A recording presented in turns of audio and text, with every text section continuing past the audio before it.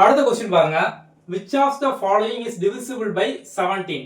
அதாவது இதுல வந்து எந்த நம்பர் பார்த்தோம் அப்படின்னா 17 ஆல வகுப்படும் அப்படிங்கிறது கேட்காங்க. ஓகே. இப்போ வந்து நமக்கு 154 184 வரிசையா வந்து இருக்கா?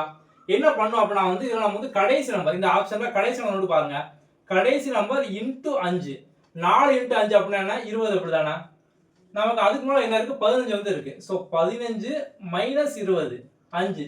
சோ பிளஸ் 5 மைனஸ் 5 அதெல்லாம் நமக்கு தேவையில்லை. நமக்கு வந்து நம்பர் மட்டும் தான் தேவை. மைனஸா பிளஸ் வந்து தேவையில்லை. சோ 15ல இருந்து 20 கழிச்சோம் அப்படின்னா வந்து 5. ஓகே. இந்த மாதிரி நம்ம வந்து பண்ணும்போது இது வந்து நமக்கு 17 ஆல கேன்சல் ஆகக்கூடிய நம்பரா வந்தது அப்படின்னா அது வந்து நமக்கு 17ல கேன்சல் ஆகும். அவ்வளவுதான் சிம்பிள். இப்போ இங்க 187 பாருங்க. 187 கடைசி நம்பர் எடுத்துக்கோங்க 7 7 இன்டு 5. சோ 5 இன்டு 7 அப்படிங்க பார்த்தோம்னா 35 அப்படிதானா 35. நமக்கு அதுக்கு மேல 18 வந்து இருக்கு. சோ அப்போ வந்து 18 மைனஸ் 35. சோ பண்ணோம் அப்படின்னா நமக்கு வந்து 17 வந்து வரும். சோ இது பிளஸ் 17 மைனஸ் 17 அதெல்லாம் தேவையில்லை. நமக்கு ஆன்சர் ரெண்டுக்குமான வித்தியாசம் பார்த்தோம் அப்படின்னா வந்து 17.